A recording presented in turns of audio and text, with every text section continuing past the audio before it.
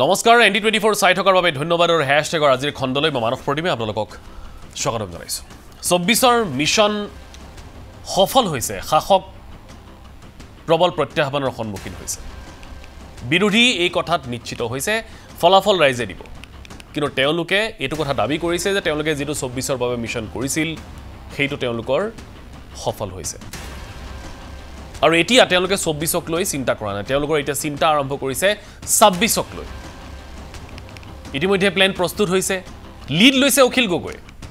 আৰু তেওঁলোকৰ প্ৰথম কাৰ্ডখন হ'ল অসম জাতীয় পৰিষদ আৰু ৰাইজৰ দলক একত্ৰ কৰা একত্ৰীকৰণ ইতিমধ্যে কথা বতৰাও চলিছে কৰবাত তেওঁলোকৰ কথা মিলিছে কৰবাত নিমিলাকৈ আছে তাৰ মাজৰ অজিত কুমাৰ ভূঞায়ো নিজৰ পৰামৰ্শ আগবঢ়াইছে কিন্তু কৰবাত অসম জাতীয় পৰিষদৰ তৰফৰ পৰা যেন গ্ৰীণ সিগনেল এতিয়াও পোৱা নাই ৰাইজৰ দলে অখিল গগৈ তাৰ মাজতে অখিল গগৈৰ কংগ্ৰেছক লৈ এটা মন্তব্য যিটো মন্তব্যক লৈ কংগ্ৰেছ অলপ খৰ্গহস্ত হ'ল ভূপেন বৰাই মুকলিকৈ পত্ৰ দিলে এই বিষয়সমূহ চলি আছে তেনেকুৱা এটা সময়তে কালি অৰ্থাৎ সোমবাৰে বিজেপিৰ তৰফৰ পৰা এই গোটেই পৰিক্ৰমাটোক লৈ এটা বিশেষ স্টেটমেন্ট আহিল মিত্ৰতা পাছত তাৰ আগতে বিজেপিয়ে আঙুলিয়াইছে অন্য এটা বিষয় এই প্ৰসংগটো হৈছে পূৰ্ববংগীয় মুছলমান এটা বিজেপিয়ে দাবী কৰিছে যে যি পূৰ্ববংগীয় মুছলমান আজমলৰ এটা সময়ৰ কেঁচামাল আছিল সেই পূৰ্ববংগীয় মুছলমান হেনো এতিয়া অখিল গগৈ আৰু লুৰিণজ্যোতি গগৈৰ ফিনিশড প্ৰডাক্ট বাজাক আমি সহজ ভাষাত কওঁ ব্যৱহাৰৰ বাবে উপযোগী সামগ্ৰী তাক ফিনিশড প্ৰডাক্ট বুলি কয় অৰ্থাৎ অখিল গগৈ আৰু লুৰিণজ্যোতি গগৈ সেই সকল পূৰ্ববংগীয় মুছলমানক এতিয়া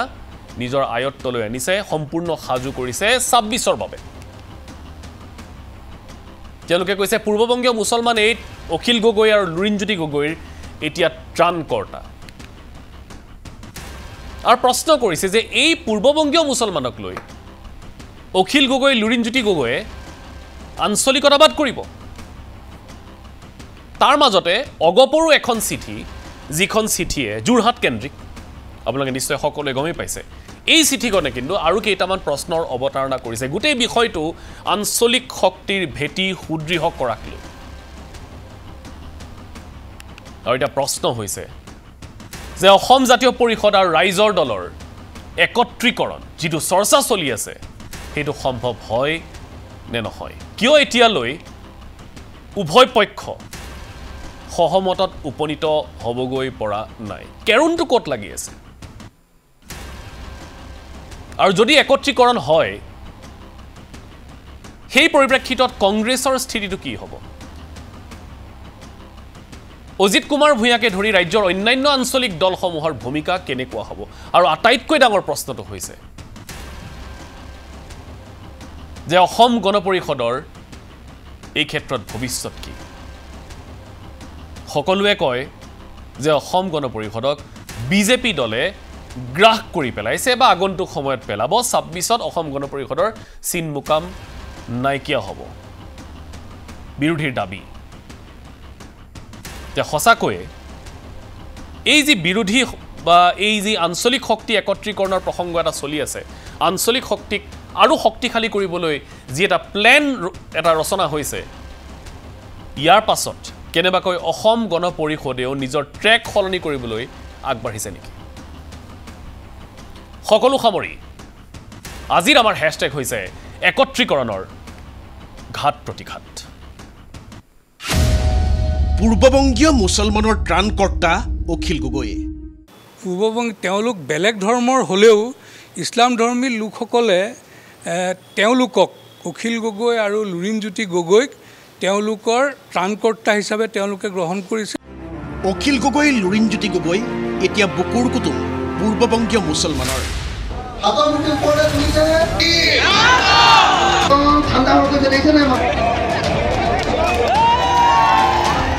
পূৰ্ববংগীয় মুছলমান এতিয়া আজমলৰ ৰাজনীতিৰ কেঁচা মাল নহয় পূৰ্ববংগীয় মুছলমান এতিয়া ফিনিশড প্ৰডাক্ট হে কংগ্ৰেছ লুৰিণজ্যোতি গগৈ আৰু অখিল গগৈয়ে সেইসকল সংখ্যালঘুক ফিনিছ প্ৰডাক্ট হিচাপে এই নিৰ্বাচনত ব্যৱহাৰ কৰিছে ফিনিছ প্ৰডাক্ট 4 জুনত নিৰ্বাচনী ফলাফল ঘোষণা কৰিব যদিও অসমত 3টা পৰ্যায়ত হৈ যোৱা নিৰ্বাচনটোত ৰাইজৰ দলৰ সভাপতি অখিল গগৈয়ে নগাঁও ধুবুৰী কৰিমগঞ্জত শপত বাক্য পাঠ কৰাইছিল সংখ্যালঘু ভোটাৰক আজি গোৱালপাৰা জিলাৰ আলাপাৰাত অনুষ্ঠিত হোৱা বিশাল গণসমাৱেশত ঐক্য মঞ্চৰ অখিল গগৈ আৰু অজাপৰ সভাপতি লুৰিণজ্যোতি গগৈয়ে কংগ্ৰেছৰ হৈ প্ৰচাৰ চলাওঁতে বিশেষকৈ ধুবুৰী আৰু নগাঁৱত কৰা মন্তব্য প্ৰচাৰত কৰোৱা শপত বাক্য পাঠ আদি দেখি বিজেপিৰ জ্যেষ্ঠ নেতা মমিনুল আৱালৰ দাবী অসমত এই নিৰ্বাচনতে হৈছে সৰ্বাধিক মেৰুকৰণ অখিল গগৈ ডাঙৰীয়া আৰু লুৰিণজ্যোতি গগৈ ডাঙৰীয়াই তেওঁলোকে সেইসকল মানুহক শপত বাক্য পাঠ কৰোৱাই বিজেপিৰ বিৰুদ্ধে ভোট দিবৰ কাৰণে তেওঁলোকে যিটো শপত বাক্য পাঠ কৰালে তাৰ পৰা আওপকীয়াভাৱে তেওঁলোকে আমাৰ সভ্যতা সংস্কৃতিৰ বিৰুদ্ধে অৱস্থান গ্ৰহণ কৰা এখন সমাজৰ নেতৃত্ব তেওঁলোকে লৈছে গতিকে আমি চিধা কথাত ক'বলৈ গ'লে এটাই কথা যে অখিল গগৈ ডাঙৰীয়া আৰু লুৰিণজ্যোতি গগৈ ডাঙৰীয়া যদিও আমি দেখাত সনাতনী তেওঁলোক সনাতন ধৰ্ম ফ'ল' কৰে কিন্তু তেওঁলোকে পূৰ্ববংগীয় সংখ্যালঘু ইছলাম ধৰ্মী লোকসকলৰ আজি নেতা হিচাপে তেওঁলোক পৰিগণিত হৈছে 2019 লোকসভা নিৰ্বাচনত নগাঁৱত ৰূপক শৰ্মা কলিয়াবৰত মণিমাধৱ মহন্ত আৰু বৰপেটাত কুমাৰ দীপক দাস চূড়ান্ত ধৰ্মীয় মেৰুকৰণৰ বাবে পৰাজিত হোৱা বুলি চৰ্চিত হৈছিল ফলাফলৰ পাছত মমিনুল আৱালৰ মতে পূৰ্ববংগীয় মুছলমানক শপত বাক্য পাঠ কৰোৱাত বদৰুদ্দিন আজমল ফেইল বিপৰীতে অখিল গগৈ লুৰিণজ্যোতি গগৈ পাছ একে সময়তে আৱালে ক'লে আন নিৰ্বাচনসমূহত পূৰ্ববংগীয় মুছলমান আছিল আজমলৰ ৰাজনীতিৰ কেঁচামাল আৰু এতিয়া পূৰ্ববংগীয় মুছলমানক অখিল লুৰিণ কংগ্ৰেছে কৰিলে ফিনিছ প্ৰডাক্ট যাৰ ব্যৱসায়িক অৰ্থ কোনো এক সামগ্ৰিক বিক্ৰীৰ বাবে পূৰ্ণতা প্ৰদান কৰা ব্যৱহাৰৰ বাবে সম্পূৰ্ণ সাজু কৰা বদৰুদ্দিন আজমল ডাঙৰীয়াই তেওঁ ৰাজনৈতিক যিটো ব্যৱসায় কৰিছিলে তাত কেঁচা সামগ্ৰী হিচাপে সংখ্যালঘুসকলক ব্যৱহাৰ কৰিছে এইবাৰ কংগ্ৰেছ লুৰিণজ্যোতি গগৈ আৰু অখিল গগৈয়ে সেইসকল সংখ্যালঘুক ফিনিছ প্ৰডাক্ট হিচাপে এই নিৰ্বাচনত ব্যৱহাৰ কৰিছে ফিনিছ প্ৰডাক্ট ইয়াৰ মাজতে বিজেপিৰ জ্যেষ্ঠ নেতাগৰাকীৰ দাবী অসমত বিজেপিয়ে পাব 12তকৈ অধিক আসন একে দাবী দলটোৰ ৰাজ্যিক সভাপতি ভৱেশ কলিতাৰো অসমৰ ক্ষেত্ৰত কৈছোঁ অসম প্ৰদেশৰ ক্ষেত্ৰত আমাৰ 14খন আসনত আমি 12খন আসন পাবলৈ সক্ষম তেতিয়াহ'লে ৱেইট কৰক ফটকা কোনে ফুটাব মিঠাই বাতৰা কোনে কৰিব আৰু কাৰ অফিচত তালা লাগিব 4 তাৰিখে গম পাব বিশ্ব শৰ্মাই নিশ্চিতভাৱে তেওঁ জীৱনত এইটো প্ৰথম নিৰ্বাচন তেওঁ ঘাই সেনাপতি হিচাপে এই নিৰ্বাচনত অৱতীৰ্ণ হৈছে তেওঁৰ অভিজ্ঞতাৰে যিখিনি কথা কৈছে 12+ নিশ্চিতভাৱে আমি মুখ্যমন্ত্ৰীৰ লগত আছোঁ এফালে বিজেপিয়ে দাবী কৰি আহিছে সংখ্যালঘুৰ কিছু সংখ্যক ভোট পাইছে দলটোৱে আৰু আনফালে মমিনুল আৱালে কৈছে সংখ্যালঘুৰ বুকুৰ কুটুম হোৱাত সফল হৈছে অখিল লুৰিণ 4 জুনৰ ফলাফলেহে ক'ব অসমত মেৰুকৰণ হ'ল নে নহ'ল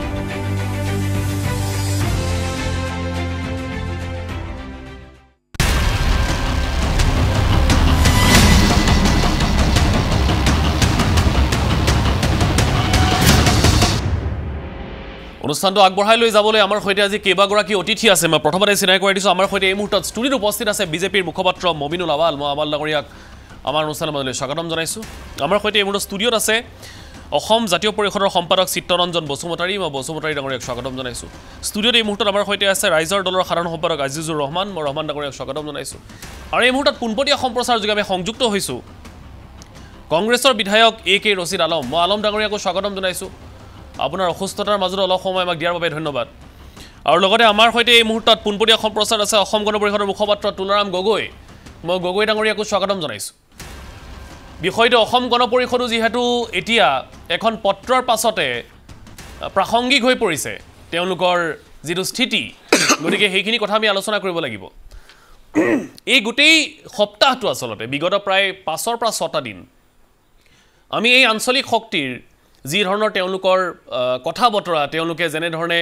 বৈঠকত মিলিত হৈছে এইখিনি কথা আমি চালিজাৰি চাই আছোঁ কালিৰ দিনটোত আমি আঞ্চলিক শক্তিৰ নেতৃবৃন্দৰ সৈতে আমি আছুতীয়াকৈ এক অনুষ্ঠানো কৰিছোঁ আৰু তাৰ পাছত আজি পাৰ্ট 2 আজি দ্বিতীয়তে আমি এই গোটেই পাৰ্টটোত আমি আলোচনা কৰিবলৈ বিচাৰিছোঁ যে একত্ৰীকৰণটো এতিয়ালৈকে কি কাৰণে সম্ভৱ হৈ উঠা নাই তাৰ মাজতে কালি আৱাল ডাঙৰীয়াই যিটো এটা বিষয় উত্থাপন কৰিছে সেইটোৱে আগন্তুক সময়ত তেওঁলোকৰ গোটেই একত্ৰীকৰণ প্ৰক্ৰিয়াটোক ক'ৰবাত ব্যাঘাত জন্মাব নেকি কিন্তু আৱাল ডাঙৰীয়াৰ পৰা আৰম্ভ কৰিছোঁ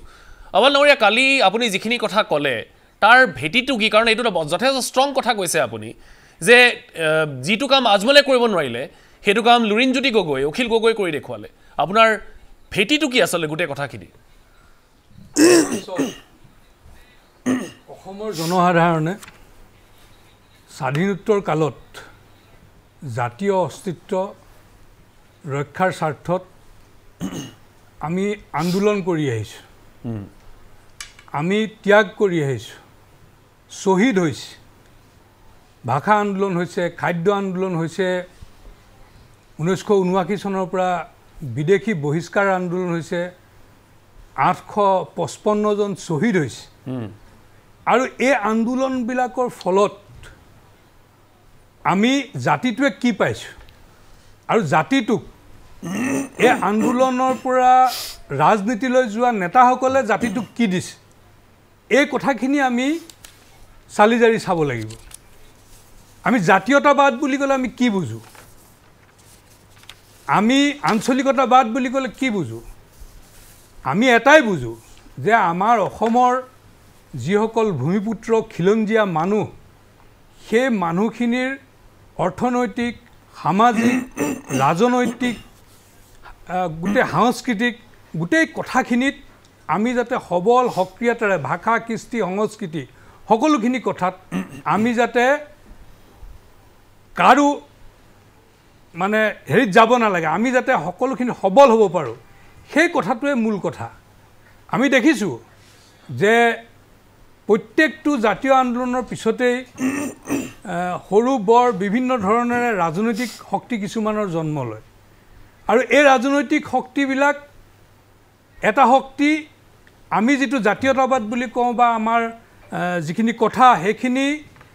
বাস্তৱত ৰূপ দিবলৈ ৰাজনৈতিকভাৱে আঞ্চলিক দল গঠন কৰি তেওঁলোকে চৰকাৰো গঠন কৰিছে 1985 চনত 1996 চনতো হৈছে কিন্তু আমি জাতিটোৱে কি পাইছোঁ আজি আমি দেখিলোঁ শেহতীয়াকৈ কা আন্দোলনৰ পিছত ৰাজনৈতিক দলৰ জন্ম হ'ল কেইবাটাও ৰাজনৈতিক দল জন্ম হ'ল এতিয়া দুটা ৰাজনৈতিক দলৰ অস্তিত্ব আছে তাৰে ভিতৰত এটা ৰাজনৈতিক দলৰ এগৰাকী কি কয় MLA আছে আৰু এই যিটা ৰাজনৈতিক দল এই ৰাজনৈতিক দল দুটা জন্ম হোৱাৰ আগতে যেতিয়া কা আন্দোলন হৈ আছিল তেতিয়াই মই কৈছিলোঁ যে এই আন্দোলনটো কিন্তু এটা ৰাজনৈতিক পৃষ্ঠভূমি তৈয়াৰ কৰিবলৈ কৰা এটা আন্দোলন আৰু সেই কথাটোত সেই সময়ত মোক সমালোচনা কৰা হৈছিল কিন্তু সেই কথাটো প্ৰমাণ হ'ল যে ৰাজনৈতিক দল হ'ল আৰু মই এই কথাটোও কৈছিলোঁ যে এই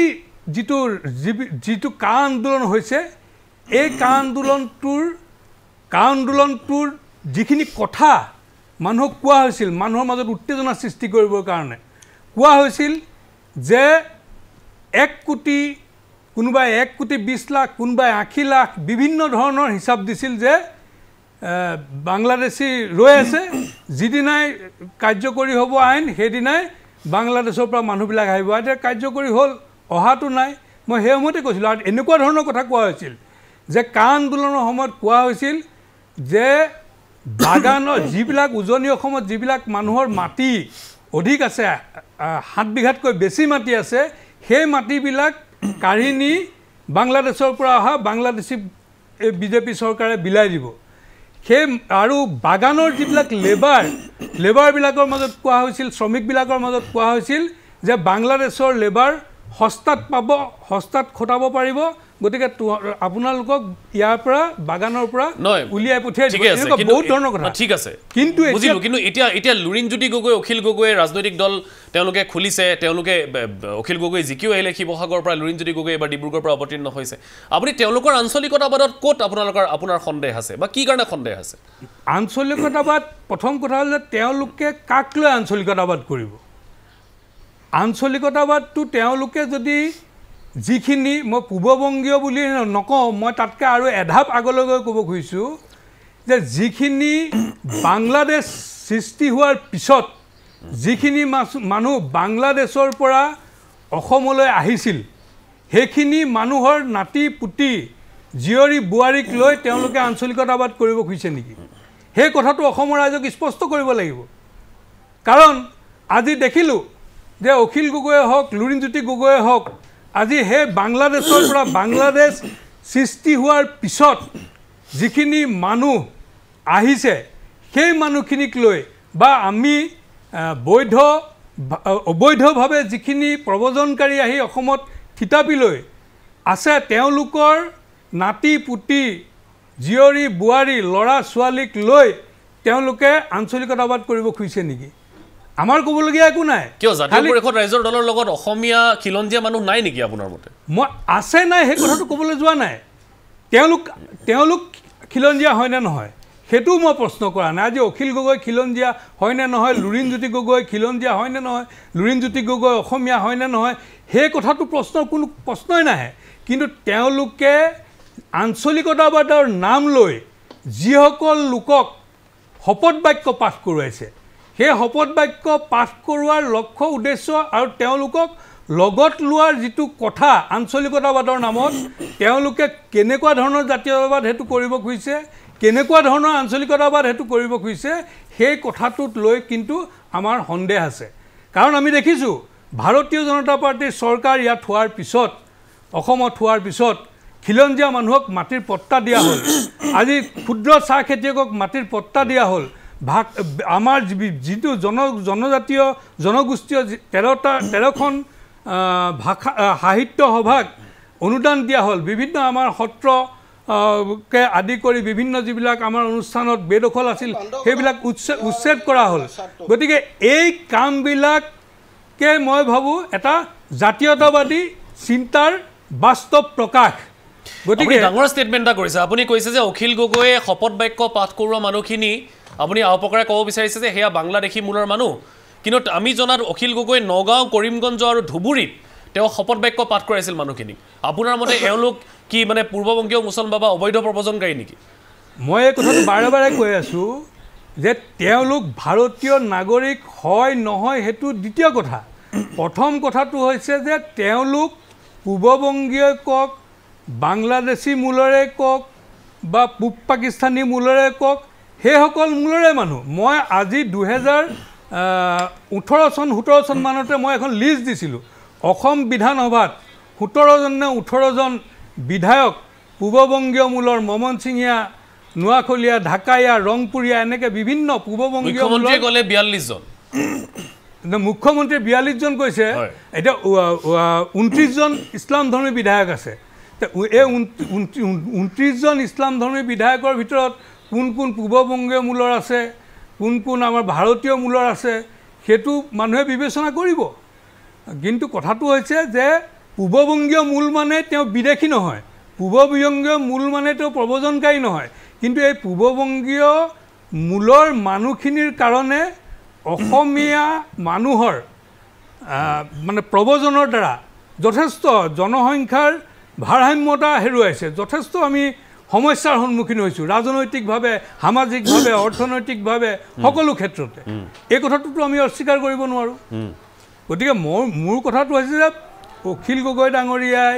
শপত বাক্য পাঠ কৰাইছে, কাক শপত বাক্য পাঠ কৰোৱাইছে সেইখিনি আমি দেখিছোঁ, কিয় শপত বাক্য পাঠ কৰাইছে সেইখিনি দেখিছোঁ। কিন্তু কথাটো হৈছে যে ভাৰতীয় জনতা পাৰ্টীয়ে আমাৰ কৃষ্টি সংস্কৃতি সভ্যতাৰ সম্পৰ্কত আমি কাম কৰি আছোঁ। গতিকে ভাৰতীয় জনতা পাৰ্টীক ৰোধ কৰিবলৈ তেওঁ কাক অৰ্গেনাইজ কৰিছে সেই কথাটোৱে চিন্তনীয়। ঠিক আছে, পূৰ্ববংগীয় যি মূলৰ মানুহ আছে তেওঁলোকক লৈ আঞ্চলিকতাবাদ নহয়। বসুমতাৰী ডাঙৰীয়া, আপোনাৰ পৰা প্ৰথম ৰিমাৰ্ক কি ক'ব? যিটো বিষয় তেওঁলোকে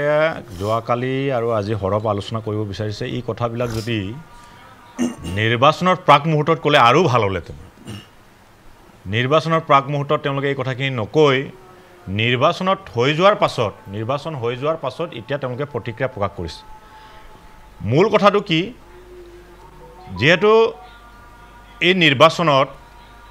জনসাধাৰণে অসমৰ জনসাধাৰণে এটা ৰায় দিব এইটো আমি এটা বিশ্বাস কৰিছোঁ যে বিজেপিৰ বিৰুদ্ধে এটা ৰায় দিছে এইটো খাটাং তাৰ লগে লগে তেওঁলোকে কৈ আছে যে বদৰুদ্দিন আজমলৰ যিটো কেঁচা সামগ্ৰী বুলি কৈছিল সংখ্যালঘু যিখিনি পূৰ্ববংগীয় তেওঁলোকক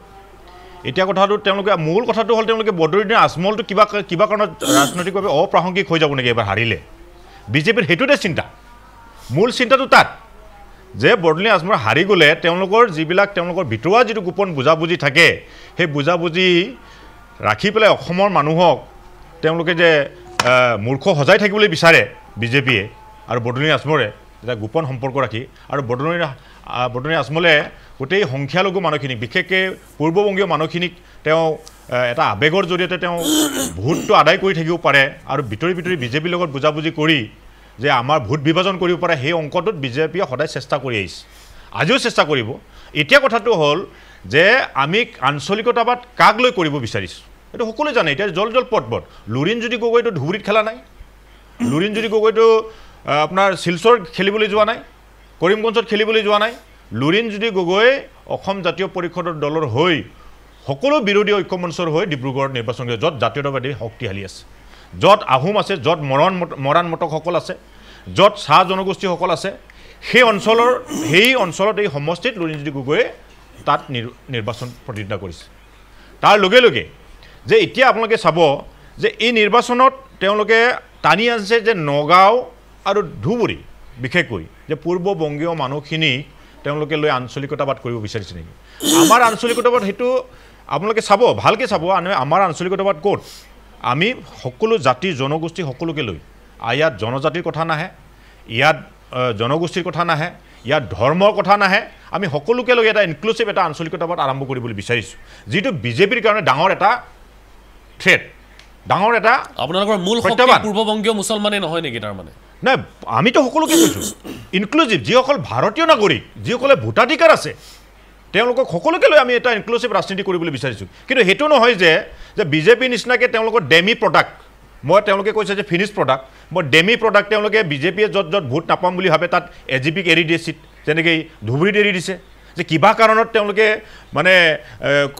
ভোটটো বিভাজন কৰি হ'লেও বদৰুদ্দিন আজমলকে লাগিলে জিকাই পঠাওঁ নতুবা তেওঁলোকেও এটা ট্ৰাই কৰি চাওঁ যে আমি বিজেপি ডাইৰেক্ট আমি ইন হ'ব নোৱাৰোঁ যেনে তেনে আমি ডেমি প্ৰডাক্ট এটা দি যে এজিপিকে আমি তাত চিটটো এৰি দিওঁ যেনেকৈ বৰপেটাত কৰিছে তেনেকৈ ক'ত এতিয়া অসম গণ পৰিষদ দল ক'ত খেলিছে বৰপেটা আৰু ধুবুৰী তাৰমানে বিজেপি নেৰেটিভটো সেইটো এনেধৰণৰ যে অসমীয়া জাতীয়তাবাদ আৰু অসমৰ আঞ্চলিকতাবাদটো তেওঁলোকে এটা সন্দেহৰ মাজত ঠেলি দিবলৈ কাৰণে কি কৰিছে তেওঁলোকে নিজে য'ত খিলঞ্জীয়া অধ্যুষিত অঞ্চল তেওঁলোকক ধৰ্মীয় নামত বিভাজন কৰি য'ত সংখ্যালঘু মানে সংখ্যালঘু ভোটাৰ্ছ আছে তাত তেওঁলোকে ডেমি প্ৰডাক্ট হিচাপে এজিপিক ব্যৱহাৰ কৰিছে তাৰমানে তেওঁলোকৰ জাতীয়তাবাদৰ প্ৰতি তেওঁলোকৰ শ্ৰদ্ধাই নাই যদি জাতীয়তাবাদৰ শ্ৰদ্ধা থকা হ'লে তেওঁলোকে এজিপিক তেওঁলোকে উজনিত চিট কিয় নিদিলে কিয় খিলঞ্জীয়া অধ্যুষিত অঞ্চলবিলাকত তেওঁলোকে এজিপিক কিয় এৰি নিদিলে তাৰমানে তেওঁলোকক পাকে প্ৰকাৰে তেওঁলোকক ভোটটো লাগে পাকে প্ৰকাৰে তেওঁলোকে জিকি আহিব লাগে পাকে প্ৰকাৰে ভোটটো বিভাজন কৰি তেওঁলোকৰ এজেণ্ডত তেওঁলোকে এজেণ্ট হিচাপে কাম কৰি থকা বদৰুদ্দিন আজমলক জিকাব লাগে সেই অংকটো তেওঁলোকে আছে গতিকে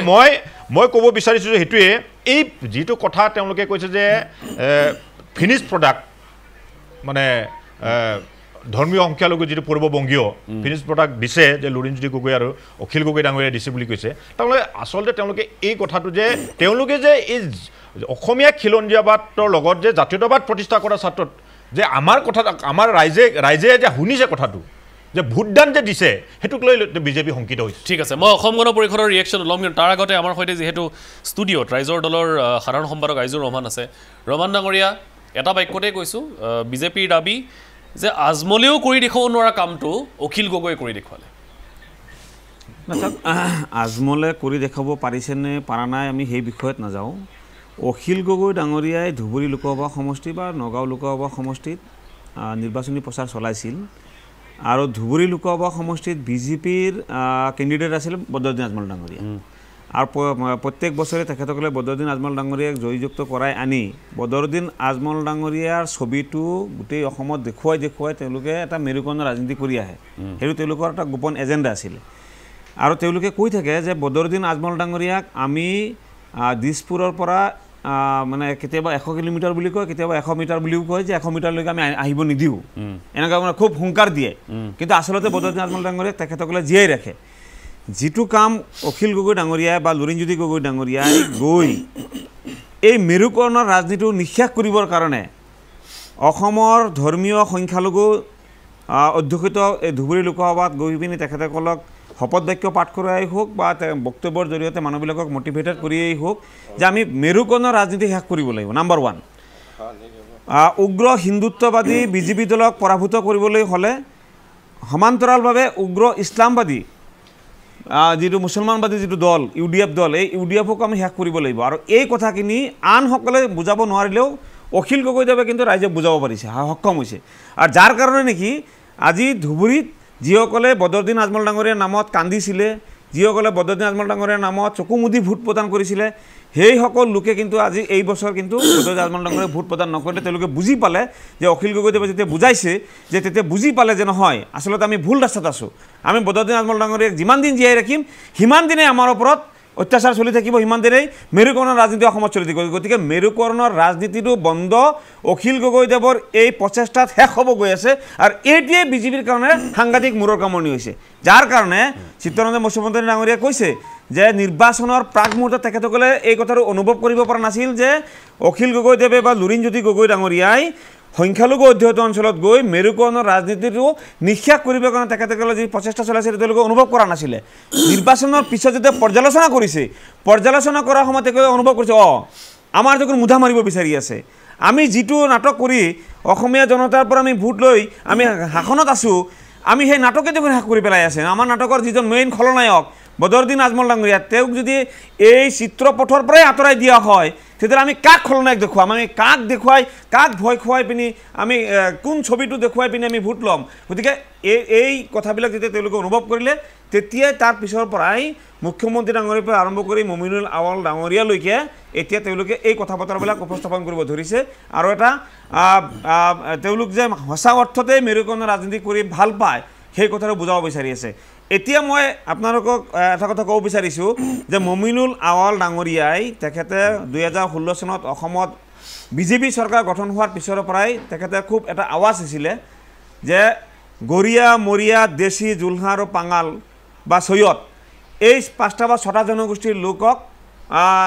কি কয় ছাৰ্ভে কৰিব লাগে, এই জনগোষ্ঠীৰ লোকবিলাকক আগবঢ়াই লৈ যাব লাগে। আমি সকলোৱে সহমত পোষণ কৰিছিলোঁ যে ভাল কথা, ভাল কাম কৰি আছে। কিন্তু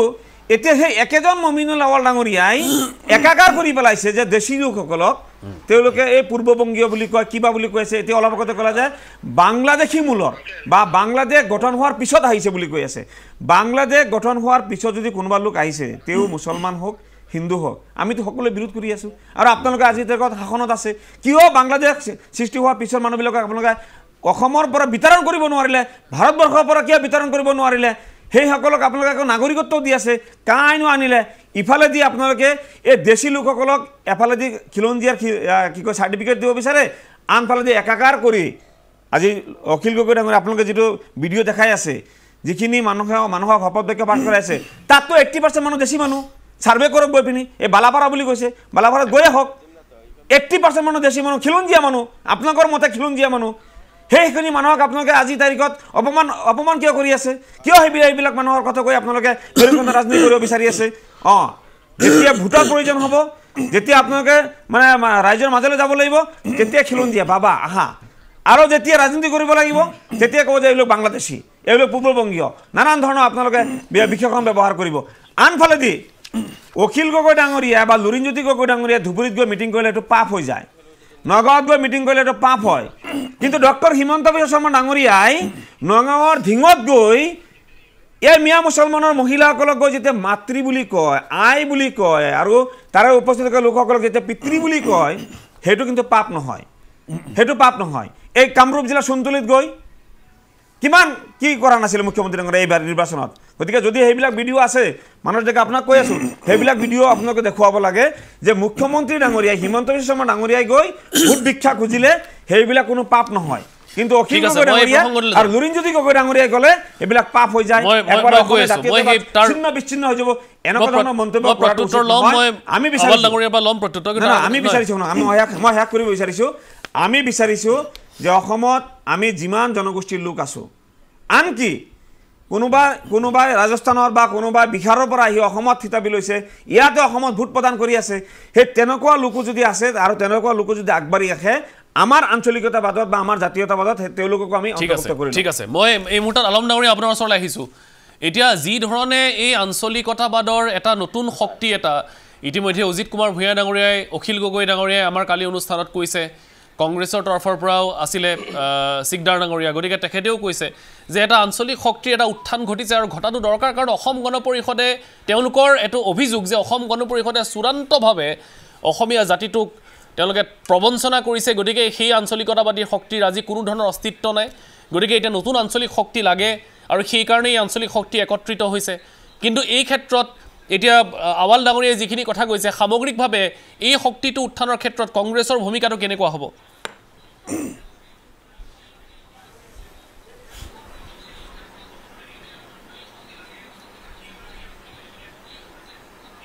মই আৱাজটো শুনা পোৱা নাই আপুনি শুনা পোৱা নাই আলম ডাঙৰীয়া পালো এতিয়া পালো হয় মই এটোৱে সুধিব বিচাৰিছোঁ যে যি ধৰণৰ কথা বতৰা চলি আছে বৰ্তমান সকলোৱে এটা নতুন আঞ্চলিক শক্তিৰ উত্থানৰ কথা কৈ আছে তাৰ মাজতে আৱাল ডাঙৰীয়াই কোৱা কথাখিনি আপুনি শুনিছে নিশ্চয় সামগ্ৰিকভাৱে এই গোটেই নতুন ৰাজনৈতিক প্ৰেক্ষাপটটো কংগ্ৰেছে কেনেধৰণে চায় এতিয়া মমিনুল আৱাল ডাঙৰীয়া যিখিনি কথা ক'লে শুনি আছেনে হয় একদম শুনি আছোঁ ইকো হ'ল কি ইকো হৈ আছে তেওঁৰ কথাবিলাকতো গমে পায় আগৰ পৰাই মানে যিবিলাক কথা কয় এইবিলাক মানে বেচলেছ কথা আমাৰ শুনবাৰো ইচ্ছা নাই এই যে কথাবিলাক বাংলাদেশৰ পৰা অহা প্ৰব্ৰজনকাৰী এই যে তেওঁ যিবিলাক কথা পাতিলে মই তেওঁক প্ৰশ্ন কৰিব খোজো আঞ্চলিকতাবাদ বা খিলঞ্জীয়া অসমৰ অস্তিত্বৰ কথা তেওঁৰ মুখেদি কোৱা হ'ল কিন্তু আজি বিজেপি চৰকাৰ তেওঁ যি দলৰ মুখপাত্ৰ এই চৰকাৰটোৱে আজি যি সময়ত তেওঁলোক আন্দোলন কৰিছিল যিসকলৰ বিৰুদ্ধে আজি তেওঁলোকক এই চৰকাৰটো লিজত দি দিছে আজি যি বহিৰাগত আন্দোলন যে হৈছিল কাৰ বিৰুদ্ধে হৈছিল আজি যিসকলৰ বিৰুদ্ধে হৈছিল আজি এই চৰকাৰে সেইসকলক অসমখন লিজত দিছে অসমখন এটা সিন্ডিকেট বনাই লৈছে গতিকে মমিনুল আৱাল ডাঙৰীয়াৰ এই প্ৰশ্নৰ উত্তৰ কি হ'ব গোটেই ফেঞ্চি বাজাৰৰ ভুনিয়া গোষ্ঠীৰ হাতত অসমখন লিজত দিছে আৰু যিবিলাক মুছলিম সম্প্ৰদায় লৈ যি কথাবিলাক তেওঁ পাতি আছে এইবিলাক আপত্তিজনক আজি তেওঁক যদি আমি প্ৰশ্ন কৰোঁ বা মোৰো এটা ইচ্ছা তেওঁৰ লিগেচিটো মোৰ চাব ইচ্ছা তেওঁ কেতিয়া মুছলিম হ'ল বা তেওঁ এই যে মুছলিমৰ মাজত যিটো ভাগ কৰিল তেওঁ কোন ভাগত পৰে তেওঁৰ ডিএনএটো টেষ্ট কৰিব লাগে আৰু নহ'লে তেওঁ কেতিয়া মুছলিম হ'ল তেওঁ কোন ক্লাছৰ মুছলিম এই যে মুছলিমবিলাক ভাগ ভাগ কৰি আছে মই ইয়াৰ আগতে কৈছিলোঁ তেওঁ কোন কাষ্টৰ হয় প্ৰথমতে সেইটো কওক যদি মুছলিম হয় এই যিকেইটা ভাগ কৰিল সেই কোন ভাগত তেওঁ পৰে এই গোটেই তেওঁ প্ৰমাণ সহকাৰে দিয়ক লিগেচিটো দিয়ক তেওঁ কেতিয়া মুছলিম হ'ল এইটো তেওঁৰ মোৰ আজি ৰাজহুৱা হিচাপত প্ৰশ্ন আৰু তেওঁ প্ৰমাণ দিব লাগিব তেওঁ যদি কয় মই এই গ্ৰুপৰ মুছলিম এই গ্ৰুপৰ মুছলিম কেতিয়াৰ পৰা হ'ল এইটো প্ৰমাণ সহকাৰে দিয়ক আৰু নহ'লে তেওঁৰ ডিএনএ টেষ্ট কৰি আমাক দিয়ক সেইটো গ'ল এতিয়া সময় ৰাজনীতিক লৈ যিটো নেকি আমাৰ চিত্তৰঞ্জনে অলপ আওপকীয়াকৈ কৈছে আমাৰ আজিজলে ডাইৰেক্ট কৈছে তেওঁলোকৰ এটাই ভয় যাক দেখাই নেকি ইমান দিন ৰাজত্ব কৰি আছিল বিজেপিয়ে যাক ভয় খুৱাই যাক জিন্দা ৰাখিব খুজিছিল ৰাজনৈতিক হিচাপত হেলিকপ্টাৰৰ পৰা আদি কৰি দি আজি সেইটো নহ'ল সেইটো ধূলিহাত হৈ গ'ল আজি যি কাৰণত নেকি তেওঁক জিকাবৰ কাৰণে এতে কোনো জ্যোতিষ দাস কোনো গৌৰাংগ দাসৰ টিকেট দিয়া নহ'ল জাভেদ ইছলামক টিকেট দিয়া হল এটাই কাৰণ যে এউডিএফক তো এবাৰ মানুহে বেয়া পাইছে এউডিএফক ভোট নিদিয়ে গতিকে এনেকুৱা এটা মানুহক দিয়ক এই বেয়া পোৱা ভোটখিনি যেন কংগ্ৰেছ দলত নাযায় সেইকাৰণে জাভেদ ইছলামক দিয়া হল এটো গল আৰু যেটো কৈ আছে যে এই যে আমাৰ যিখিনি সংখ্যালঘু মানুহ এই সংখ্যালঘু মানুহ এতিয়া ইতিহাস চাওক যেতিয়া সৃষ্টি হল সংখ্যালঘু মৰ্চাৰ এজিবি চৰকাৰ হল তাৰ পিছত সংখ্যালঘুৰ সকলো বিধায়ক কংগ্ৰেছ দলক যোগদান কৰিলে 91 চৰকাৰ হল আকৌ যেতিয়া এই বদৰুদ্দিন আজমল হতৰ যেতিয়া জমিয়ত আছিল আব্দুল হক মৌলানা জমিয়তৰ প্ৰেসিডেন্ট আছিল প্ৰফুল্ল কুমাৰ মহন্তৰ যেতিয়া এজিপি আছিল মুখ্যমন্ত্ৰী আছিল সেই সময়ত এই জমিয়তে সাপোৰ্ট কৰিছিল তাৰ পিছত এই প্ৰফুল্ল কুমাৰ মহন্তৰ চৰকাৰ হৈছিল তাৰ পিছত আমাৰ গোলাম ওসমানী ডাঙৰীয়াই ভাবিলে মই যদি এএমএফ দলটো জিয়াই ৰাখো তেনেহলে কেতিয়াও এই এজিপি চৰকাৰ অসমৰ পৰা নাযাব তাৰ পিছত তেওঁ মাৰ্চ কৰি দিলে মাৰ্চ কৰি দিয়াৰ পিছত গোটেই 15 বছৰ কংগ্ৰেছ দলে চৰকাৰ কৰি থাকিলে এই যে আপুনি যেটো প্ৰশ্ন তেওঁলোকে যেটো কৰি আছে যিবিলাক একচুয়ালি শব্দবিলাক ভাল নহয় ফিনিশ প্ৰডাক্ট কেঁচা সামগ্ৰী এই শব্দবিলাক যে ব্যৱহাৰ কৰি আছে মই কৈ আছো যে ইতিহাসে কয় যদি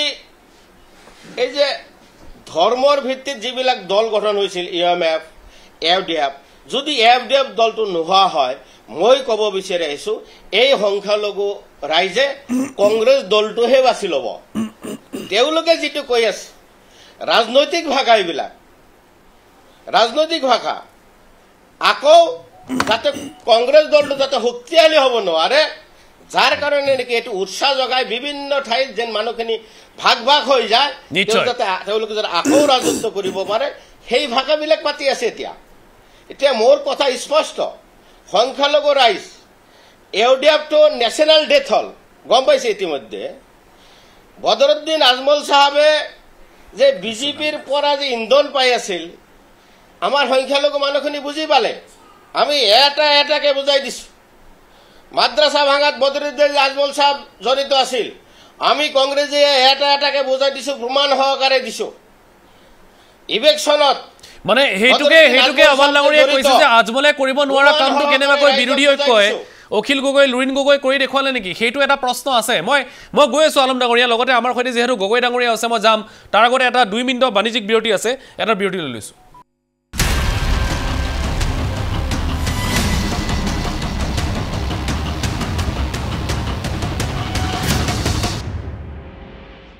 পুনৰভূতি আহিছো আপোনালোকে চাই আছে হেশটেগ এই মুহূৰ্তত আমি সংযুক্ত হৈ আছো অগপৰ মুখপত্ৰ তুলাৰাম গগৈৰ সৈতে গগৈ ডাঙৰীয়াক স্বাগতম জনাইছো আকৌ এবাৰ এতিয়া আমি জাতীয় পৰিষদৰ কথা পাতিলো আমি ৰাইজৰ দলৰ কথা পাতিলো গগৈ ডাঙৰীয়া আপুনি শুনিছে নিশ্চয় আমাক আমি ৰাইজৰ দলৰ কথা পাতিছো আমি জাতীয় পৰিষদৰ কথা পাতিছো বিজেপিয়ে নিজৰ স্থিতি স্পষ্ট কৰিছে কংগ্ৰেছে নিজৰ স্থিতি স্পষ্ট কৰিছে এতিয়া প্ৰসংগটো হৈছে যে নতুন আঞ্চলিক শক্তিৰ অসমত প্ৰয়োজন হৈছে জাতীয় পৰিষদ আৰু ৰাইজৰ দল বিশেষকৈ অখিল গগৈ লুৰিনজ্যোতি গগৈ একেবাৰে উঠি পৰি লাগিছে আৰু এই গোটেই বিষয়টোৱে অসম গণ পৰিষদৰ অস্তিত্বৰ প্ৰতি এটা ভাবুকি হ'ব নেকি বা অসম গণ পৰিষদে ইয়াক লৈ শংকিত হৈছে নেকি কেনেবাকৈ সিস্টেম মিস কৰিব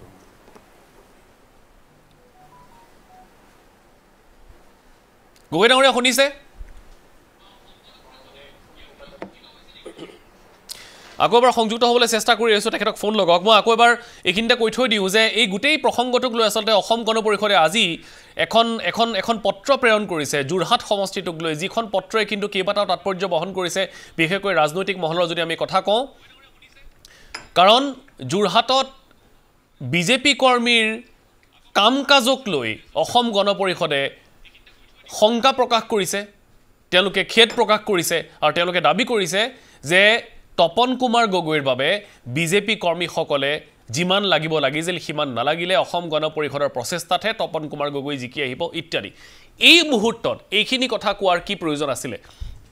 যিয়ে নহওক তুলাৰাম গগৈ আপোনাৰ ওচৰলৈ আহিছোঁ আকৌ কৈছোঁ যে আমি জাতীয় পৰিষদৰ সৈতে কথা পাতিলোঁ ৰাইজৰ দলৰ সৈতে কথা পাতিলোঁ এতিয়া সকলোৱে কৈ আছে তেওঁলোকৰ ফালৰ পৰা দাবী যে অসমত এটা শক্তিশালী আঞ্চলিক শক্তি গঢ় দিয়াৰ আটাইতকৈ উচিত সময় এইটোৱেই অসম গণ পৰিষদে যি ৰাইজক প্ৰবঞ্চনা কৰিলে তাৰ পৰা অসমৰ ৰাইজক মুকলি কৰি অনাৰ সময় অসম গণ পৰিষদৰ ভেটি ক'ৰবাত থৰক বৰক হৈছে নেকি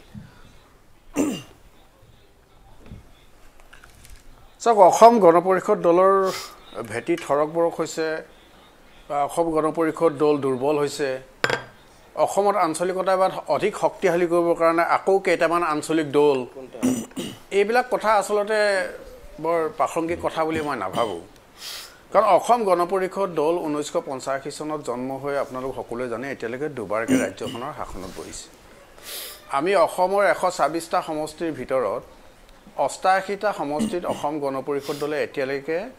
ক'ৰবাত 7 বাৰ জিকিছে ক'ৰবাত 5 বাৰ 6 বাৰ 4 বাৰ 3 বাৰ এবাৰ এনেকৈ আমি 88টা সমষ্টিত আমি জিকিছোঁ গতিকে 126টাৰ ভিতৰত 88টা সমষ্টিত অসম গণ পৰিষদ দলৰ শিপাডাল এতিয়াও আছে সেই সূত্ৰে মই কওঁ অসম গণ পৰিষদ দল আঞ্চলিক দল হিচাপে অসমত আটাইতকৈ শক্তিশালী আঞ্চলিক দল আৰু কোনো দলে ইয়াৰ আগতে বহুত আহিছে এনেকুৱা আঞ্চলিক দল গঠন কৰিব গগৈ ডাঙৰীয়া অসম গণ পৰিষদৰ স্থিতিক লৈ নেতৃত্বক লৈ এতিয়া প্ৰশ্ন উত্থাপিত কৰিছে সকলোৱে প্ৰশ্নটো উত্থাপিত কৰিবই এনেকুৱা প্ৰশ্ন আমি বহুত কৰিব পাৰোঁ এতিয়া আমি তেওঁলোকৰ মিত্ৰতাৰ কথা ক'ব পাৰোঁ তেওঁলোকৰ ইমান যে তেওঁলোকে কংগ্ৰেছৰ লগত মিত্ৰতা কৰিলে তেওঁলোকৰ মিত্ৰতা হলিষ্টিক হয় আৰু আমি ভাৰতীয় জনতা পাৰ্টিৰ লগত মিত্ৰতা কৰিলে আমাৰ মিত্ৰতা অপবিত্ৰ মিত্ৰতা হয় আমি দুৰ্বল আৰু আমিতো অলপ দুৰ্বল আমি চৰকাৰ নিজে কৰিব নোৱাৰা কাৰণে আমি মিত্ৰতাত আছোঁ তেওঁলোক শক্তিশালী নেকি তেওঁলোকতো কংগ্ৰেছৰ লগত আছে আমি আজিলৈকে অসমৰ ৰাইজে কা আন্দোলনটো বাদ দি অসমৰ ৰাইজে আজিলৈকে অসমীয়া জাতীয়তাবাদৰ অসমৰ ভূখণ্ডৰ অসমৰ বিভিন্ন জাতি জনজাতি জনগোষ্ঠীয়ে গঠিত খিলঞ্জীয়া জাতিটোৰ উদ্ধাৰৰ কাৰণে যিমানবিলাক আন্দোলন কৰিলে কাৰ বিৰুদ্ধে কৰিলে কংগ্ৰেছী দলৰ বিৰুদ্ধে কৰিলে অসমত বহিৰাগত আন্দোলনক বিদেশী বহিষ্কাৰ আন্দোলন কাৰ চৰকাৰ দিনত হৈছিল কংগ্ৰেছ চৰকাৰ দিনত হৈছিল অসমত বিদেশী আছে বিদেশীসকলক বহিষ্কাৰ কৰিব লাগে অসমৰীয়া খিলঞ্জীয়া জাতিটো সুৰক্ষিত কৰিব লাগে বুলি কওঁতে 855 জনক কোনে হত্যা কৰিলে কংগ্ৰেছী দলে হত্যা কৰিলে এতিয়া সেই কংগ্ৰেছী দলৰ লগত গৈ আকৌ জাতীয়তাবাদৰ কুচকাবাজ আমাৰ অসম গণ পৰিষদ দলক গালি নাপাৰিলে তেওঁলোকতো নহ'ব গালি পাৰিবই সেইটো আমি ৱেলকাম জনাইছোঁ কিন্তু এটা কথা মনত ৰখা ভাল কংগ্ৰেছ দলৰ লগত যি কংগ্ৰেছী দলে 855 জন অসমৰ তেজাল যুৱকক গুলিয়াই হত্যা কৰিলে বহু হাজাৰ মহিলাক ধৰ্ষিত কৰিলে বহু হাজাৰ মানুহৰ ঘৰ জ্বলাই দিলে আমাৰ অসমৰ ছাত্ৰ ছাত্ৰীসকল বহুমূলীয়া এটা শিক্ষাবৰ্ষ লোকচান কৰিলে সেই দলৰ লগত কোনোবাই যদি জাতীয়তাবাদ কৰিবলৈ যায় এইটো অসমৰ ৰাইজে কেতিয়াও ক্ষমা নকৰিব এই কথাটো আমি জনা ভাল আমি কংগ্ৰেছৰ লগত যাব পাৰিলোঁ 2016 চনত কংগ্ৰেছ দলে অসম গণ পৰিষদ দলক কিমান ৰিকুৱেষ্ট কৰিলে যে আপোনালোকৰ লগত আমি মিত্ৰতা কৰোঁ আপোনালোক আহক মিত্ৰতাত থাকিম আমি নাথাকিলোঁ কাৰণ আইডিঅলজিকেলি ডিফাৰেঞ্চ আছে আমাৰ কিন্তু যেনেকৈ যি নহ'লেও যিহেতু ভাৰতীয় জনতা পাৰ্টিৰ লগত অসম গণ পৰিষদ দলৰ কিছু ক্ষেত্ৰত আইডিঅলজিকেলি মিল আছে কিছু ক্ষেত্ৰত আমি ভাৰতীয় জনতা পাৰ্টিৰ লগত আমি মিত্ৰতাৰে আছোঁ মানে এইটো কথা কেতিয়া হ'ব নোৱাৰে অসম গণ পৰিষদ দলে আঞ্চলিকতাবাদৰ সকলো নীতি আদৰ্শ জলাঞ্জলি দিলে এই কথাটো কেতিয়া হ'ব নোৱাৰে আৰু নিদিয়ে কিন্তু লুৰিণজ্যোতি গগৈ আৰু অজিত কুমাৰ ভূঞাই এতিয়া যিটো পদক্ষেপ গ্ৰহণ কৰিছে তাত আপোনালোকে ক'ত কেৰুণ দেখিছে চাওক অজিতা কেৰুণ মই দেখা নাই তেওঁলোকক ৱেলকাম কৰিছোঁ তেওঁলোকে কংগ্ৰেছৰ লগত থাকি অসমত আঞ্চলিকতাবাদ কৰক অসমৰ ৰাইজে তেওঁলোকক ফল দিব অজিত দাক মই সন্মান কৰোঁ এজন সাংবাদিক হিচাপে তেখেতক সন্মান কৰোঁ তেওঁতো বদৰুদ্দিন আজমল পাৰ্টিৰ ভোট লৈ ৰাজ্যসভালৈ ইলেকশ্যন হৈছে নিৰ্বাচিত হৈছে নহয় তেওঁতো আমি জানো নহয় কাৰ ভোট লৈ তেওঁ ৰাজ্যসভালৈ নিৰ্বাচিত হ'ল তেওঁক মই আক্ৰমণ কৰিবলৈ যোৱা নাই তেওঁৰ দলটোত কিমানজন মেম্বাৰ আছে এইটোতো আমাৰ সন্দেহ আছে এতিয়া নতুনকৈ হৈছে ৰাইজৰ দল অসম জাতীয় পৰিষদ এইবিলাক নতুনকৈ হৈছে ৱেলকাম জনাইছোঁ ৰাজনৈতিকভাৱে তেওঁলোক আহক কিন্তু মই ভাবোঁ যে অসমত অসম গণ পৰিষদ দলৰ আটাইতকৈ বেছি অভিজ্ঞতা আছে ৰাজনৈতিক দল হিচাপে কাৰণ আমি দুবাৰকৈ চৰকাৰত আছোঁ আমি হাৰিছোঁ অসমৰ ৰাইজে আমাক প্ৰধান বিৰোধী দলত বহিব পৰা যোগ্যতাৰ পৰা আমাক বঞ্চিত কৰিছে আপোনালোকৰ কামখিনি ভালকৈ কৰা হ'লে আজি আৰু এটা আঞ্চলিক শক্তিৰ প্ৰয়োজন হ'ল হয়নে গগৈ ডাঙৰীয়া নহয় সেই কথাটো ভুল কথা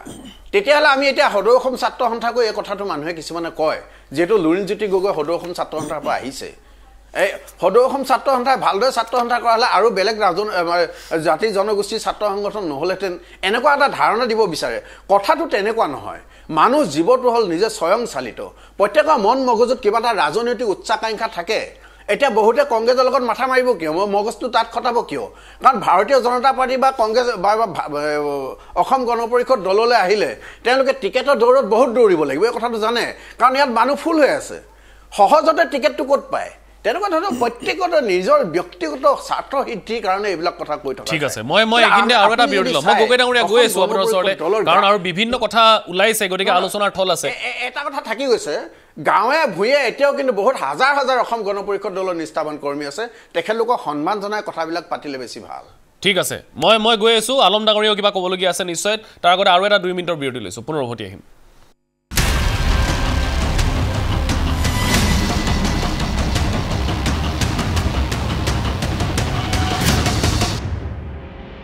পুনৰ উভতি আহিছোঁ আপোনালোকে চাই আছে হেশটেগ আৱাল ডাঙৰীয়া মই আপোনাৰ ওচৰলৈ আহিছোঁ এতিয়া এই যিখিনি কথা আপুনি বাৰু ঠিক আছে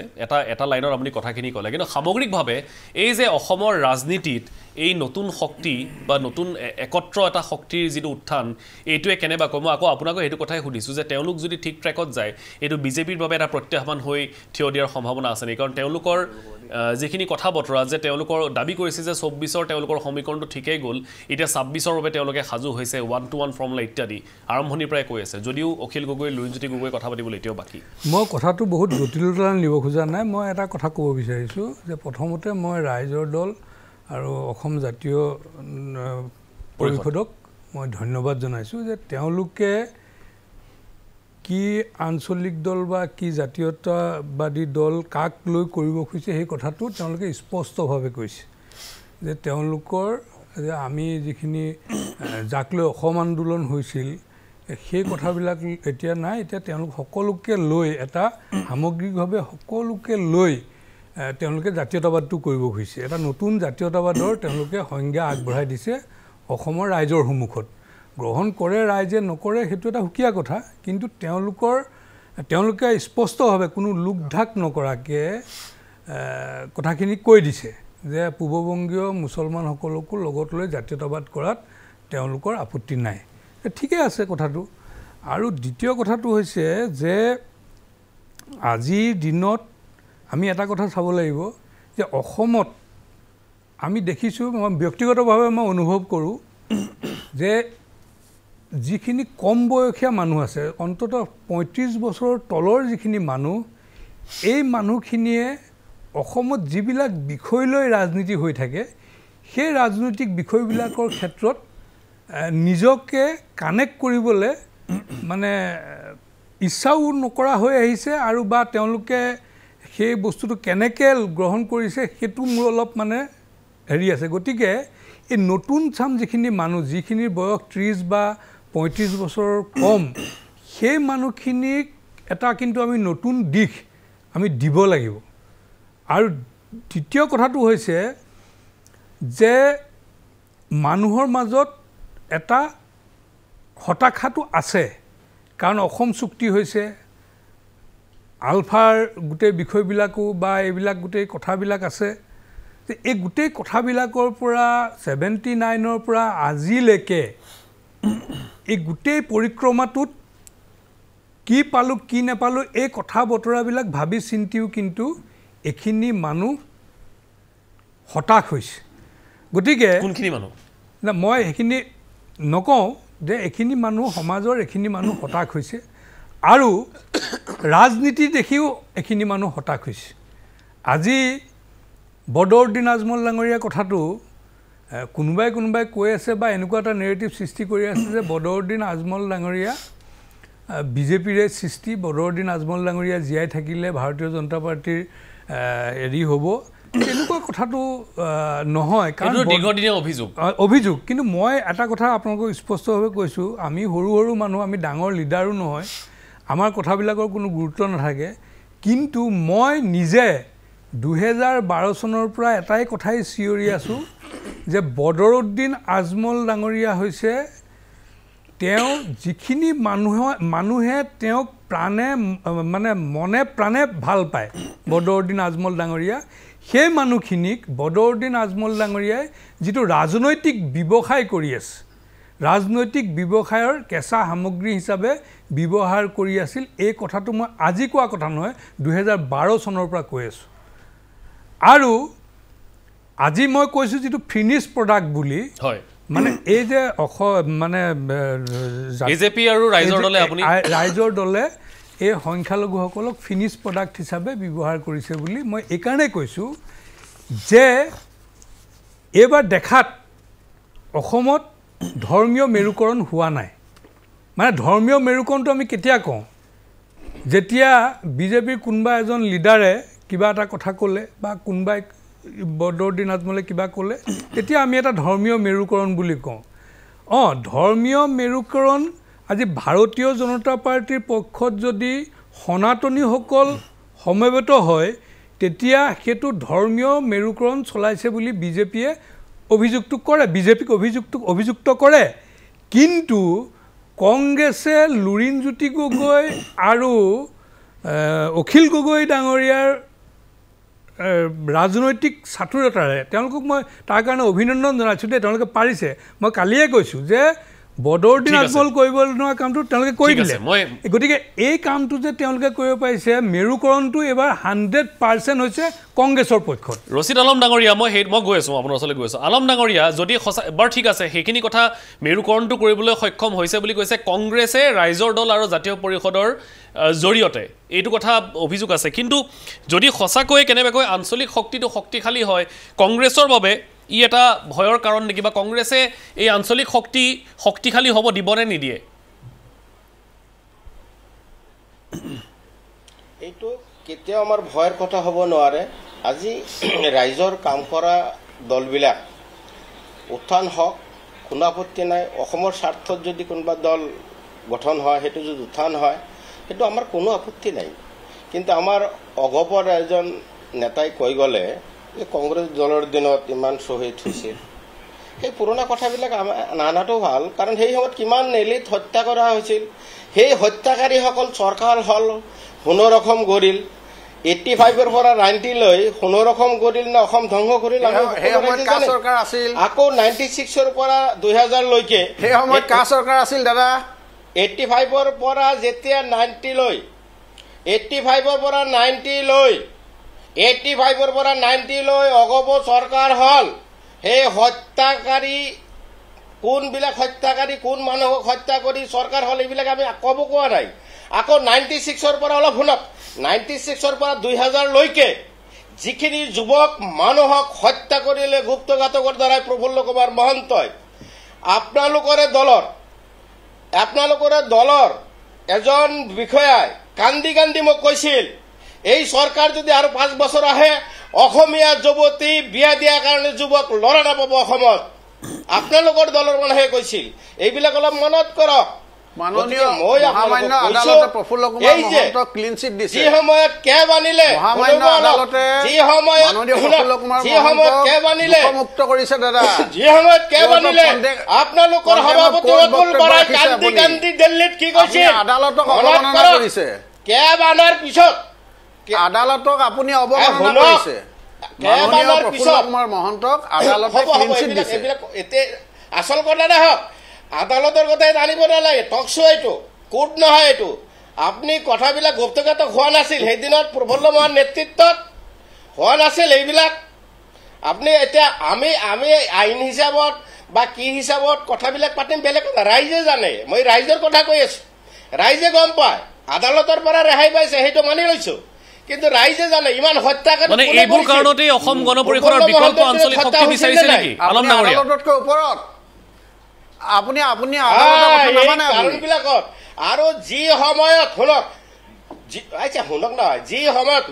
আপুনি কথা পাতিলে মই এটা কথা কোৱা নাই যি সময়ত কেব আনিলে সেই সময়ত অতুল বৰা ডাঙৰীয়াই কি কৈছিল কান্দি কান্দি মনত কৰক আৰু কা অনাৰ পিছতো তেওঁ কি কৰিলে বিজেপিৰ ওচৰত আঁঠু খাৰাই বহি থাকিলে কিয় এইখিনি উত্তৰ অসমীয়াই বিচাৰিছে সেই কান্দাটো নাটক আছিল নেকি সেই ভনীভূষণৰ কান্দাটো নাটক আছিল নেকি কি কাৰণত বিজেপিৰ ওচৰত আঁঠু কৰিব লগা হ'ল আপোনালোকে গতিকে আপোনালোকে এজিপি নাই এইবিলাক নকব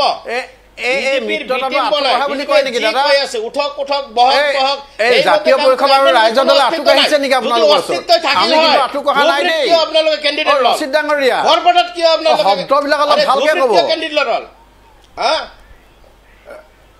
আঁঠু কঢ়া বুলি কয় নেকি মিত্ৰতা মই নাজানো এইটো অতুল বৰা ডাঙৰীয়া শুনক অতুল বৰা ডাঙৰীয়া মিত্ৰতা আঁঠু কঢ়া বুলি কয় নেকি আঁঠু কাঢ়িছেনে নাই হয় কি কব এইটো মিত্ৰতা আঁঠু কঢ়া বুলি কয় আমি মিত্ৰতা কৰিলে আঁঠু কঢ়া হয় ৰাইজৰ দল আৰু অজাপুৰে মিত্ৰতা কৰিলে ভাল মিত্ৰতা হয় পুলিচ বিষয়া একদিনত আমি মিত্ৰতা কৰিলে আঁঠু কঢ়া হয় বেলেগে মিত্ৰতা কৰিলে ঠিক থাকে মই প্ৰসংগলৈ উভতি আহিছো পুনৰবাৰ ঠিকে থাকিলোহেঁতেন শুনক বাহিৰৰ পৰা পুলিচ বিষয়া আনি অসমৰ ল'ৰাক হত্যা কৰিলে অসমীয়া হত্যা কৰিলে আপোনালোকৰ বেয়া লগা নাইনে ঠিক আছে এতিয়া কংগ্ৰেছৰ স্থিতিটো কি কংগ্ৰেছে হাত ধৰি কিয় ক্ষমতা দখল কৰি আছে অকলে যাই ইলেকশ্যন খেলক এটা সিট যদি পায় আপনি 86ৰ কথা কৈছে নহয় আৰে নোৱাৰো কাৰণে মিত্ৰতাত আছো আমি দিব পাৰে বিজেপি আমি অকলে নোৱাৰো কাৰণে মিত্ৰতাত আছো তাতে আপোনালোকে কি আপত্তি কংগ্ৰেছে হে কথাটো নকব কংগ্ৰেছৰ আপোনালোকক মাতিছিলে আমি আপোনালোকৰ ওচৰত নগলো নাযাওঁ তে ডাঙৰ লেকচাৰ আপোনালোকক মাতিছিলে আমাক আপোনালোকৰ ওচৰত নগলো নাযাওঁ আঞ্চলিক সভাত অসমৰ অস্তিত্বৰ কথা আপোনালোকে এজেপি ৰাইজৰ দলে মিত্ৰতা কৰিলে হলিষ্টিক মিত্ৰতা হয় আমি মিত্ৰতা কৰিলে হয় কি কথা ক'বলৈ আহে যি দলৰ মুৰব্বীয়ে কৈ আছে আমবাৰী বিয়া ভৱন বনাব যি দলৰ মুৰব্বীয়ে কৈছে আমবাৰী বিয়া ভৱন বনাব সেই দলৰ ওচৰত মিত্ৰতা মানে আঁঠু কৰা নহয় কি বুজাই থাকে ঠিক আছে মই আপোনালোকৰ কংগ্ৰেছৰ আছিল তেতিয়া ঠিক আছে মই ৰহমান ডাঙৰীয়া কিবা ক'বলৈ বিচাৰিছিলে মই ক'ব বিচাৰিছোঁ এইটোৱেই যে মমিনুল আৱাল ডাঙৰীয়াই কৈ আছিলে যে বদৰুদ্দিন আজমল ডাঙৰীয়াই যিটো কাম কৰিব নোৱাৰিলে সেই কামটো অখিল গগৈ ডাঙৰীয়াই কৰিছে আচলতে কথাটো তেনেকুৱা নহয় যিটো কাম বিজেপিয়ে কৰিব নোৱাৰিলে যিটো কাম বিজেপিয়ে অতদিনে কৰিব লাগিছিলে যে বদৰুদ্দিন আজমল ডাঙৰীয়াই আগ্ৰাসন হৈছে অমুক হৈছে তমুক হৈছে তেওঁলোকে নানান ধৰণৰ বক্তব্য দি মানুহক মানে মটিভেটেড কৰিব চেষ্টা কৰিছিলে কিন্তু বদৰুদ্দিন আজমল ডাঙৰীয়াক ৰাজনৈতিকভাৱে বধ কৰিবৰ কাৰণে তেওঁলোকে কোনো ধৰণৰ ষ্ট্ৰেটেজি বনোৱা নাছিলে সেই কামটো কিন্তু অখিল গগৈ ডাঙৰীয়াই কৰিছে লুৰিণজ্যোতি গগৈ ডাঙৰীয়াই কৰিছে এইবাৰ আমাৰ বিৰোধী ঐক্য মঞ্চই বদৰুদ্দিন আজমল ডাঙৰীয়াক ৰাজনৈতিকভাৱে বধ কৰাটো মোটামুটি খাটাং কৰিছে আৰু এই কথাটো বিজেপি দলৰ মানুহৰ মনত খুব আঘাত লাগি আছে যে এইটো কি কাম হৈ আছে যিটো মানুহক আমি জীয়াই ৰাখিব বিচাৰোঁ সেই মানুহটোক আকৌ এওঁলোকে বধ কৰি আছে ৰাজনৈতিকভাৱে এইটোতো খুব অন্যায় কাম কৰি আছে আৰু সেইকাৰণে তেওঁলোকে এতিয়া কৈ আছে যে বদৰুদ্দিন আজমল ডাঙৰীয়াই যিটো কাম কৰিব নোৱাৰিলে সেই কামটো অখিল গগৈদেৱে বা লুৰিণ গগৈ ডাঙৰীয়াই গতিকে প্ৰশ্ন হৈছে এইটো চাওক প্ৰশ্ন হৈছে এইটো যে আমি সাম্প্ৰদায়িক মনোভাৱেৰে যিবিলাক মানুহে ৰাজনীতি কৰে তেনেকুৱা দলৰ বিৰোধী আমি কৰি আহিছোঁ আমি একদম ক্লিয়াৰলি কওঁ যে ফেচিবাদী উগ্ৰ হিন্দুত্ববাদী বিজেপি দলক আমি অসমৰ শাসন ব্যৱস্থাৰ পৰা আঁতৰাব লাগে সমান্তৰালভাৱে আমি এইটো কওঁ যে বদৰুদ্দিন আজমল ডাঙৰীয়াৰ যি ৰাজনীতি বা AIUDF দলৰ যিটো ৰাজনীতি সেই ৰাজনীতিক আমি নিশ্চিত কৰিব লাগে আৰু এই কথাটো এতিয়া বাস্তৱত পৰিণত হ'ব গৈ আছে যে ডিব্ৰুগড়ত যোৰহাটত অখিল গগৈদেৱে কেম্পেইনিং কৰিছে আৰু দুইটা সমষ্টিতে জয় হোৱাৰ সম্ভাৱনা পূৰ্ণ মাত্ৰাই আছে সকলোৱে স্বীকাৰ কৰি আছে সমান্তৰালভাৱে অখিল গগৈদেৱে নগাঁৱতো কেম্পেইনিং কৰিছে ধুবুৰীতো কেম্পেইনিং কৰিছে কৰিমগঞ্জতো কেম্পেইনিং কৰিছে এই তিনিটা সমষ্টিতে আকৌ আমাৰ বিৰোধী ঐক্য মঞ্চৰ প্ৰাৰ্থী জয়যুক্ত হোৱাৰো সম্ভাৱনা আছে গতিকে কেৱল যে নামনি অসমত কৰিছে তেনেকুৱা নহয় উজনি অসমতো কষ্ট কৰিছে নামনি অসমতো কষ্ট কৰিছে আমি দুইফালে আমি উজনি অসমতো উগ্ৰ হিন্দুত্ববাদী বিজেপি দলক পৰাভূত কৰিবৰ কাৰণে কষ্ট কৰিছোঁ সমান্তৰালভাৱে নামনি অসমতো আমি UDF দলক পৰাভূত কৰিবৰ কষ্ট কৰি গৈছে গতিকে আমি বিশ্বাসত ল'বলৈ কেনেবাকৈ টান পাইছে নেকি অসম জাতীয় পৰিষদে যাৰ ফলত এতিয়ালৈকে গ্ৰীণ সিগনেল অহা নাই এইটো ধৰণৰ এটা চৰ্চা আৰম্ভ হৈছে মই এইখিনি আৰু এটা বিৰতি ল'ম 1 মিনিটৰ তাৰপিছত মই উভতি আহিছোঁ সেই সংশলৈ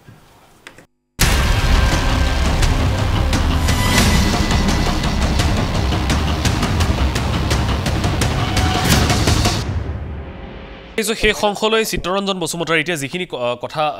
চলি আছে বৰ্তমান যে এতিয়ালৈকে গ্ৰীণ সিগনেল অহা নাই অসম জাতীয় পৰিষদৰ তৰফৰ পৰা এতিয়া চৰ্চা এনেধৰণেও চলিছে যে অখিল গগৈ ক'ৰবাত যেন বিশ্বাসত ল'ব পৰা নাই বা অখিল গগৈৰ স্থিতিক লৈ অলপমান সন্দিহান এই ধৰণৰ কথা বতৰা চলি আছে তাৰ মাজতে 2G আৰু 3G আঞ্চলিকতাবাদৰ কথাও ক'লে লুৰিণজ্যোতি গগৈয়ে সামগ্ৰিক তাৎপৰ্যটো কেনেকুৱা গোটেই বিষয়টো আচলতে এটা প্ৰাৰম্ভিক এটা আমাৰ প্ৰচেষ্টা হাতত লৈছে অজিত ভূঞা ডাঙৰীয়াই গতিকে সকলো আঞ্চলিক দল অকল জাতীয় পৰিষদ ৰাইজৰ দল নহয় জাতীয় দল ৰাইজৰ দল অসম জাতীয় পৰিষদ দল তাৰপিছত বাকী যিবিলাক জনগোষ্ঠীয় বা জনজাতীয় যিবিলাক আঞ্চলিক দল আছে তাৰ বাদেও কাৰ্বি আংলঙত থকা জননেংটি কাটাৰ ডাঙৰীয়া নেতৃত্বত যিটো আঞ্চলিক দল